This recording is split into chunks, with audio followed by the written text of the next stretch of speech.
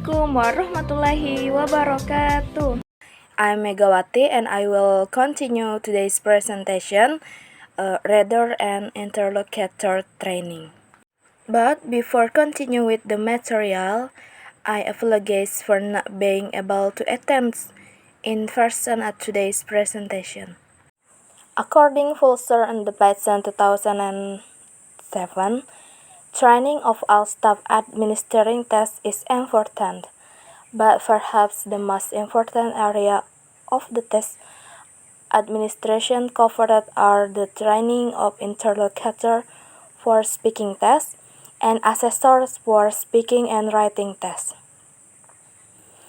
Added by Annie, 2012, one examiner must be interchangeable with another.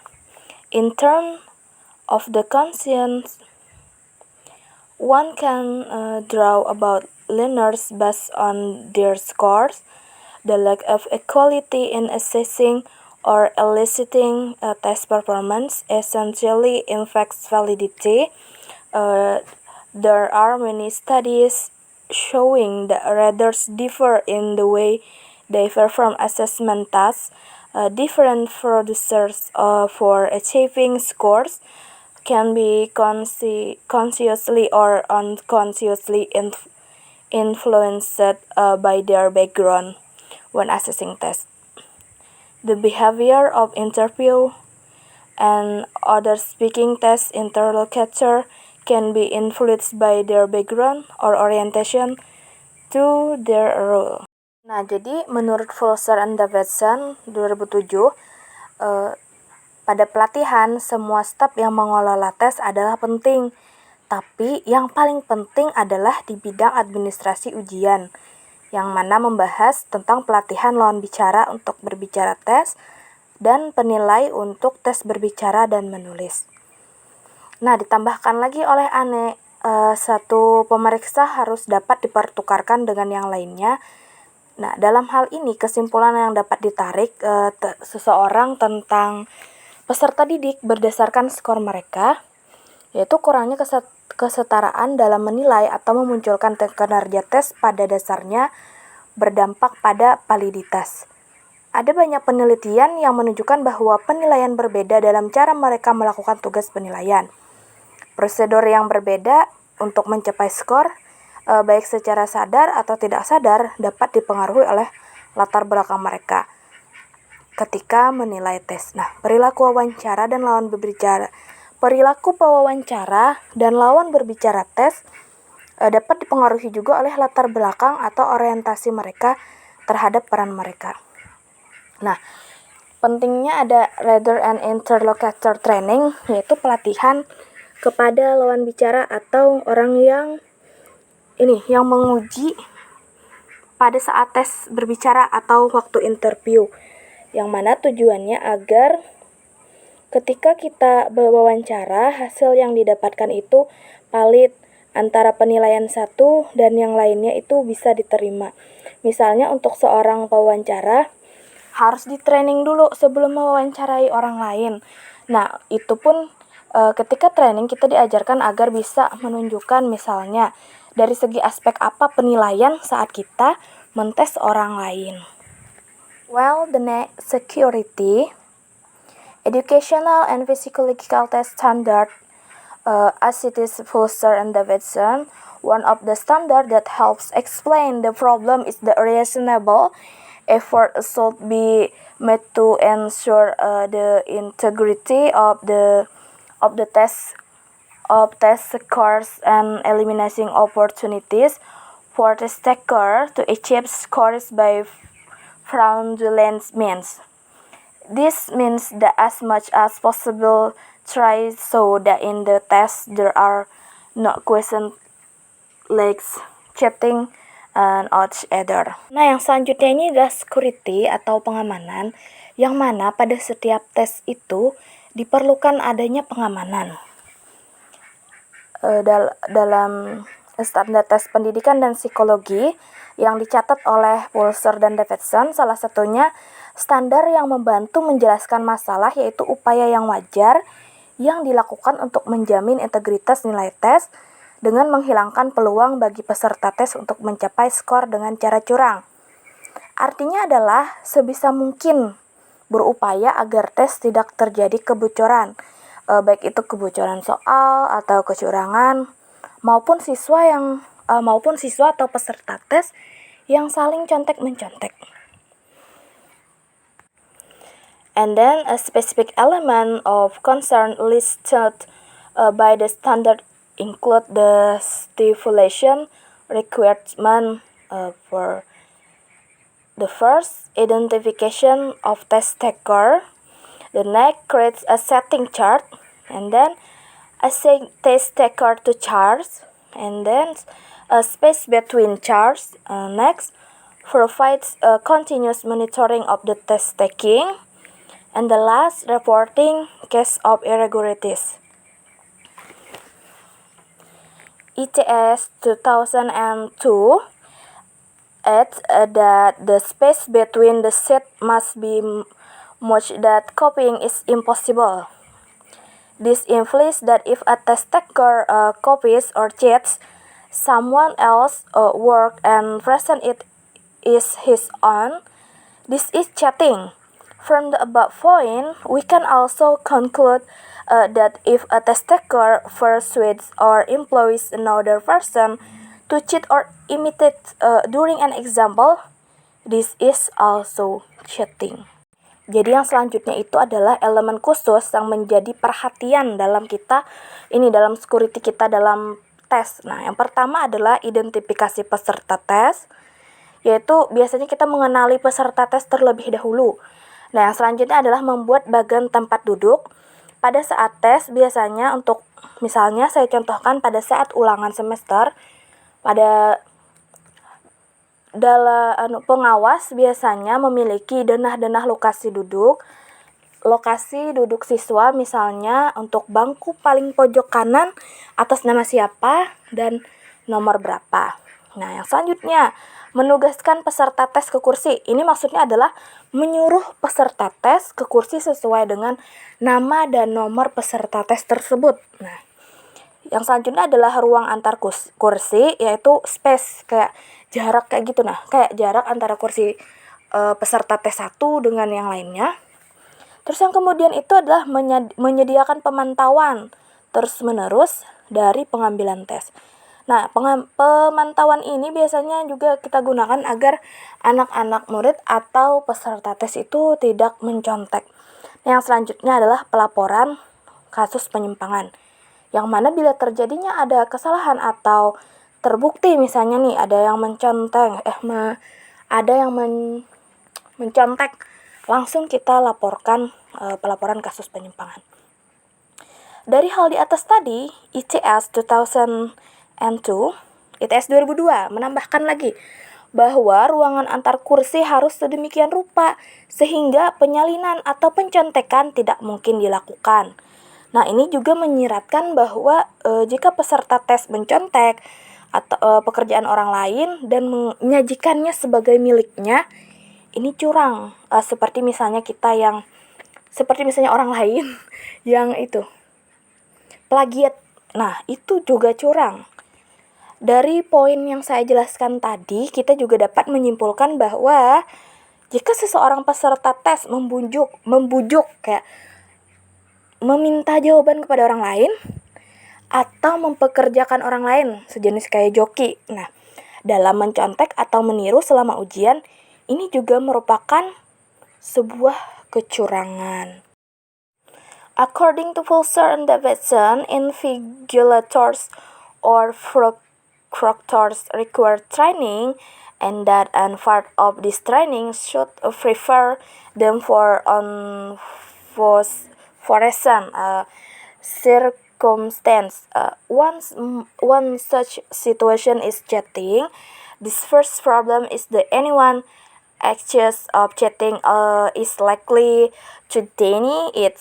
This is why we need to be as clear as possible about the reason for action. Nah, selanjutnya menurut Fulser dan Davidson itu adalah pengawas membutuhkan pelatihan. Nah, dari bagian pelatihan ini harus mempersiapkan mereka untuk menghadapi keadaan yang tak terduga.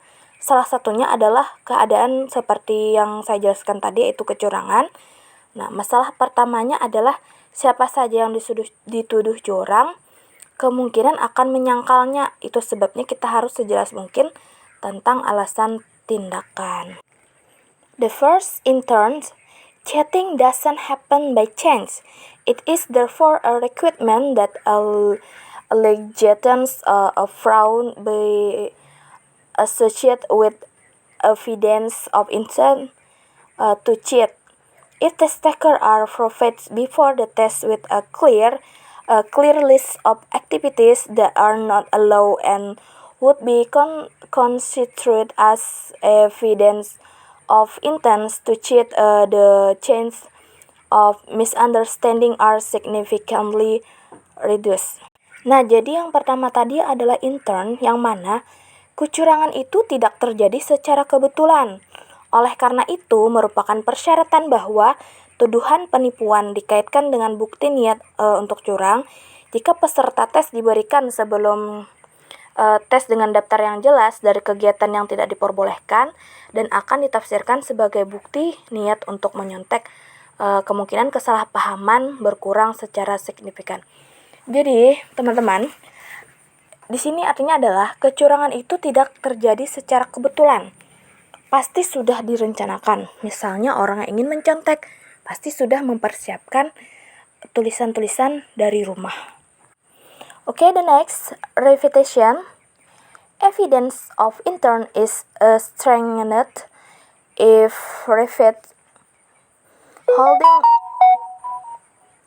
holding the number of fingers to indicate the answer to a multiple choice question make reduce cropping the first time, but not the fifth.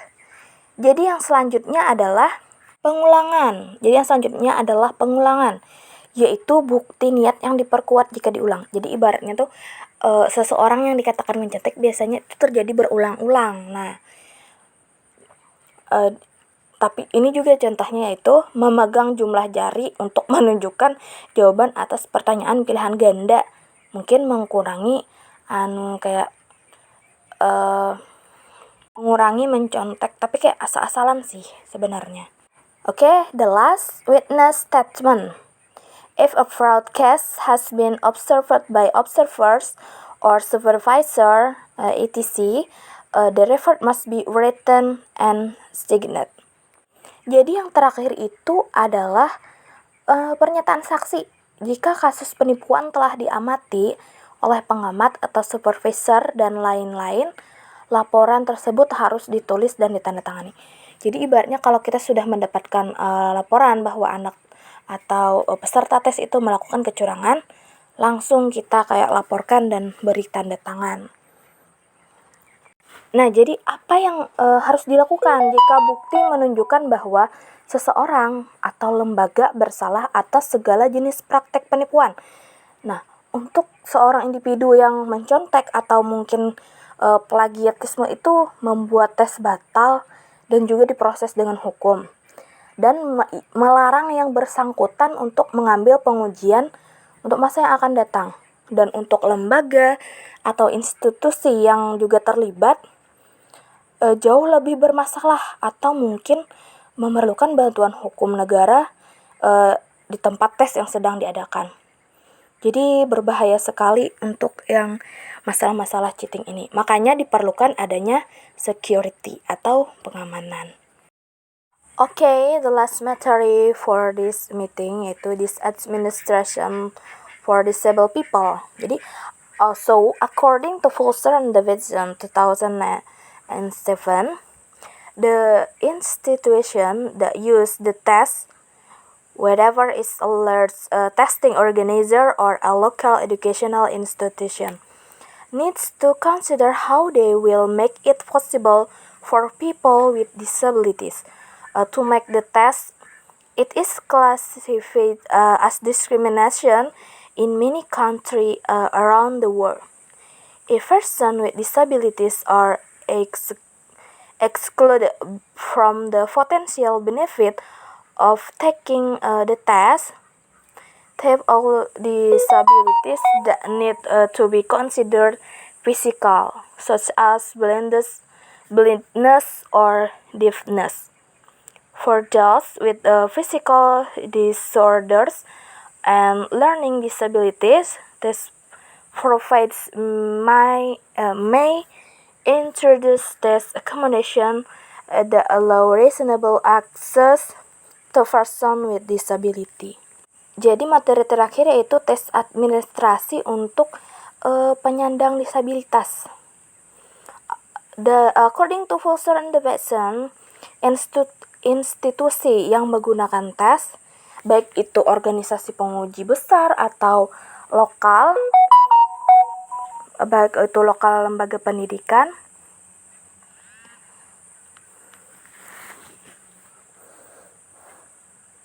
perlu mempertimbangkan bagaimana mereka akan memungkinkannya, memungkinkan orang yang bagi penyandang cacat dalam mengikuti tes digolongkan sebagai diskriminasi di banyak negara di seluruh dunia jika penyandang disabilitas ini dikecualikan dari potensial keuntungan yang akan diperoleh dari mengikuti tes. Nah, jenis-jenis disabilitas yang perlu dianggap bersifat fisik yaitu seperti kebutaan atau tuli, dan bagi mereka yang termasuk dalam gangguan psikologi dan ketidakmampuan belajar, penyedia tes bisa memperkenalkan akomodasi uji yang memungkinkan akses yang wajar kepada penyandang cacat.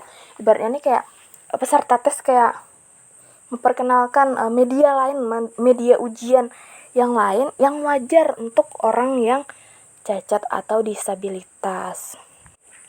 According to Fulser and Davidson, typical accommodation include the first, the provision of additional testing time, and next, a provision of additional breaks, and next, readers to read textual prompts or explain graphical input, and next, sign language interpreters, and then Braille text, and next large print copies of text, and then modified response formats, and next provision of special furniture or physical equipment, and the last amanuensis. Nah, jadi menurut Pulser, yang akomodasi tadi yang aku jelaskan tadi meliputi yaitu penyediaan waktu pengujian tambahan. Jadi yang pertama itu menyediakan waktu tambahan kepada orang-orang yang disabilitas. Yang kemudian pemberian istirahat tambahan, kemudian pembaca untuk membaca petunjuk tekstual atau menjelaskan infografis. Yang selanjutnya adalah penerjemahan bahasa isyarat. Ini untuk orang yang tuli ya, biasanya ada isyarat-isyarat kayak gitu. Yang selanjutnya adalah teks Braille, seperti yang buku-buku yang titik-titik bolong-bolong bisa pakai tangan, nah gitu. Selanjutnya adalah salinan teks cetak besar. Nah, ini untuk orang yang biasanya kayak kurang melihat bisa juga. Yang selanjutnya adalah format respon yang dimodifikasi. Yang selanjutnya adalah penyedia perabot khusus atau peralatan fisik. Nah, ini misalnya ada orang kebutuhan khusus. Misalnya orang yang seperti tadi kayak kurang jelas melihat, kebutuhannya langsung kita alokasikan misalnya seperti teks yang lebih dibesarkan kayak gitu. Nah, yang selanjutnya yang terakhir adalah amanuensis. Selanjutnya itu adalah pertimbangan situasi yang berhubungan dengan pelaksanaan tes. Yang pertama adalah peserta tes tunanetra diizinkan mengakses tes Braille dan dapat menanggapi pertanyaan secara lisan. Dan dalam tes berbasis komputer, tunanetra dapat mengakses teks berfont besar atau kayak memperbesar layar tuh ya. Lalu juga siswa di disleksia diberikan akses ke kamus dengan informasi pendengaran pada kata-kata yang terdapat dalam tes. Dan Selanjutnya itu adalah peserta didik dengan gangguan penglihatan yang serius yang tidak membaca Braille disediakan dengan fungsi bicara yang disentis. Nah, itu tadi tentang tes administrasi untuk people yang disabilitas, yang memiliki kekurangan, baik itu dari segi fisik maupun dari segi kejiwaan.